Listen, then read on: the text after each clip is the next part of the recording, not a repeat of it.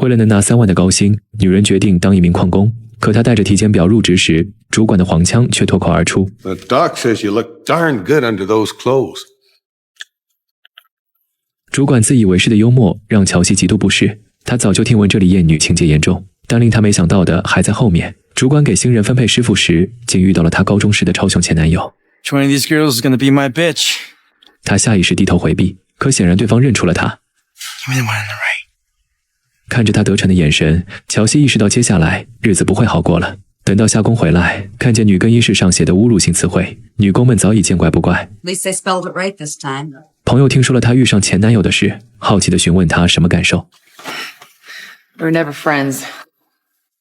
Should look in that first. 乔西打开了盒子，里面只是再正常不过的午饭。朋友见状松了口气，但他知道又有别的女孩子要出丑了。果然，等他们到了食堂，意料中的一幕还是发生了。和他一起入职的女员工雪莉，饭盒里就被放了低俗的成人玩具。Hey! No getting off in the lunchroom, ladies. 面对男人们的恶臭嘲笑，乔西还是拿起玩具回怼了他们。Well, it won't leave the toilet seat up, won't fart in bed, I might just marry it. 这番话呛得男人们哑口无言，偌大的食堂只回荡着女孩们爽朗的笑声。但这并不代表男人们就会善罢甘休。在这座性别比例严重失衡的矿场之中，女工们每天都会遭遇数不胜数的下头事，不仅要忍受男人们的污言秽语，还得时刻提防他们的咸猪手。女更衣室内更是经常出现意外惊喜。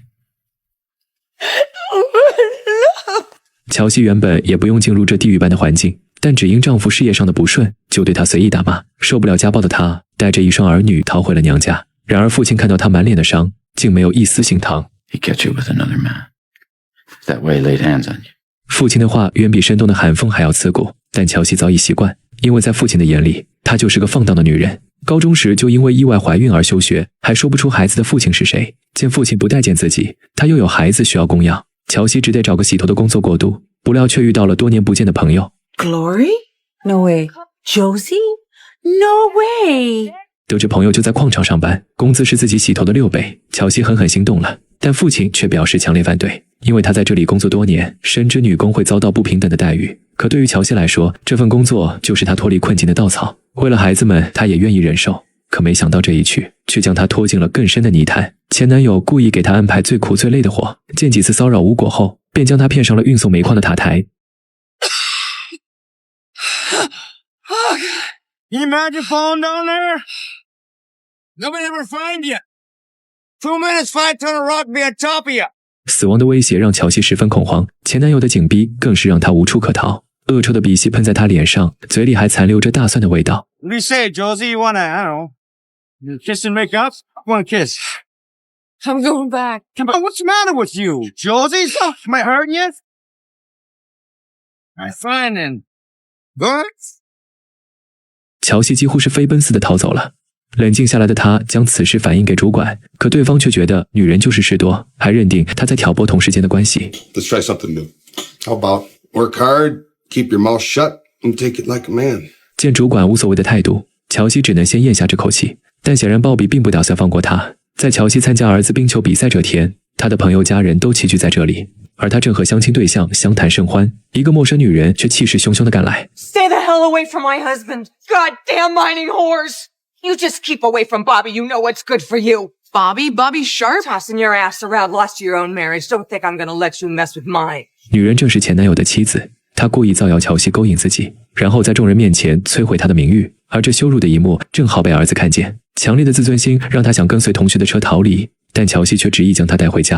Out of the car! Out of the truck. You're a whore, just like everyone says. Don't you ever talk to me like that. Hey, Josie, stop it now! You're gonna tell me how to be a parent now? On Glory, with all your personal experience?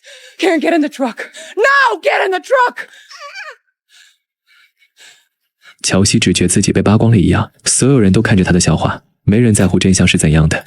绝望之中，他想起了找老板帮助，因为对方曾亲口说过，遇到什么困难都可以找他。于是他开车前往了总公司，想要告知老板场内女员工的真实现状。可老板嘴上说着想解决问题，实际上却是解决提出问题的人。We've decided to waive the 2-week requirement and allow you to tender your resignation effective immediately. No, I'm sorry. I'm not resigning. Mr. Pavich will take care of the details. I'd be happy to. No. I'm not quitting. I need this job.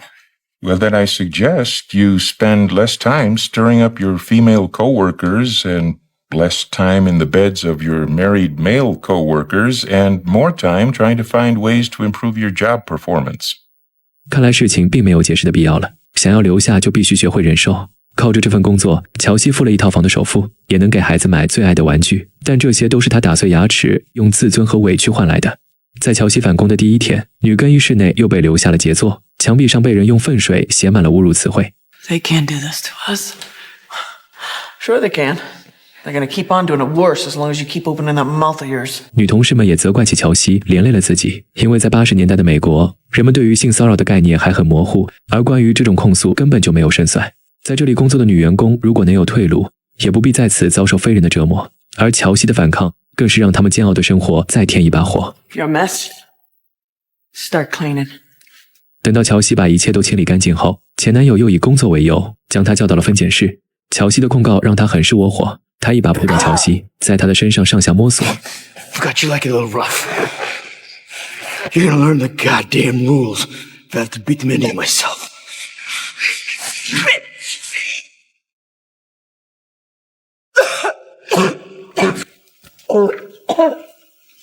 一味的忍让只会招来变本加厉的欺压。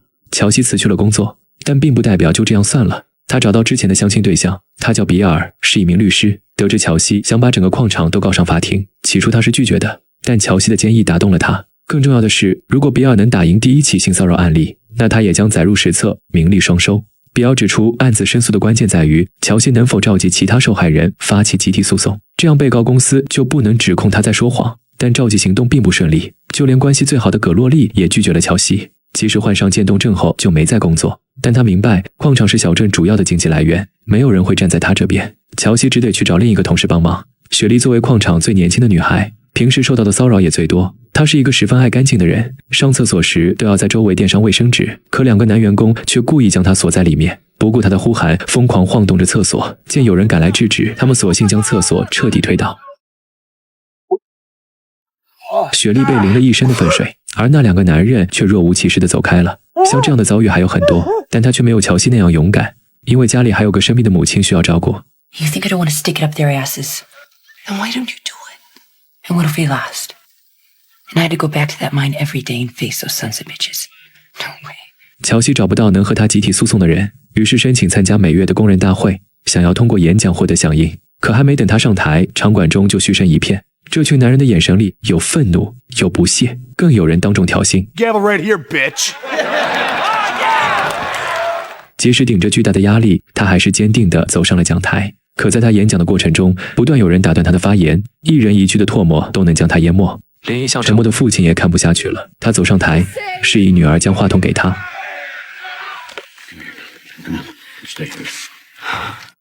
You know, when we take our wives and our daughters to the company barbecue, I don't ever hear anybody calling them those names like bitches and whores and worse. I don't ever see nobody grabbing them by their privates or, you know, drawing pictures of them on the bathroom walls, doing unspeakables. Unspeakables. So what's changed? She's still my daughter, isn't she? It's a heck of a thing. Watch one of your own get treated that way. You're all supposed to be my friends. My brothers. Well, right now I don't have a friend in this room. In fact, the only one here that I'm not ashamed of is my daughter. 父亲的话有人感同身受，但更多的依旧是不为所动，而这已经是最好的结果。曾经他也以未婚先孕的女儿为耻，直到一次和妻子的争吵才让他开始反思。 She had a baby, Henry. She didn't rob a bank. 然而这件事也成了对方律师在法庭上攻击他的论点，他们试图借此证明乔西一直以来就是个荡妇，甚至请来了他的高中老师作证。 Miss Ames, who is Sammy's My father? son has got nothing to do with any of this. Is it true that you and your teacher had a sexual relationship at one time? A relationship? What the hell you been telling them, Bobby? 面对这赤裸裸的污蔑，乔西不得不向众人撕开伤痕，揭示自己深埋心底的秘密。当时他还和鲍比处于热恋之中，却被这个禽兽老师给盯上。在一次课后，老师将他单独留下，然后无耻地实施了侵犯，而目睹这一切的鲍比竟怯懦地跑开了。在场的所有人听后都集体沉默。但作为父亲，绝对忍不住这口愤怒。等混乱结束后，对方律师却指出，没有人能证明乔西所言属实，只有前男友鲍比在场。但他一口咬定，就是乔西主动勾引的老师。律师见状，只得施展起激将法。他以打球为例，不停讽刺鲍比是个软蛋，跟那些渲染球场的选手相比，他就是个尿裤子将球场染黄的家伙。没想到这一招真的攻击到了前男友心底的脆弱。Yellow or red? Yellow or red? What's supposed to do? He was raping her, wasn't he? Yeah. And you ran. What was I supposed to do? What are you supposed to do? 律师望向了旁听席，给出了他的最终答案。Well, for starters, you stand up. You stand up and tell the truth. You stand up for your friends. Objection, Your Honor. You stand up even when you're all alone. You stand up. 这时后面突然传来了敲击声，是病入膏肓的葛洛丽在给予他支持。虽然她已经无法开口说话，但还是委托丈夫帮自己转达。I stand with Josie. 可集体诉讼名额还差一个，朋友转动眼球，将目光看向了雪莉。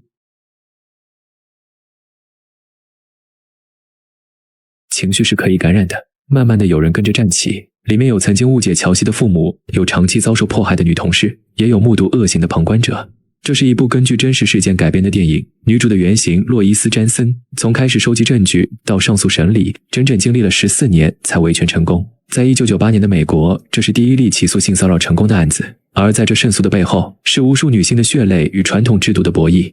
在性别压迫的结构下，没有人是真正的赢家。直至如今，我们还有很长的路要走。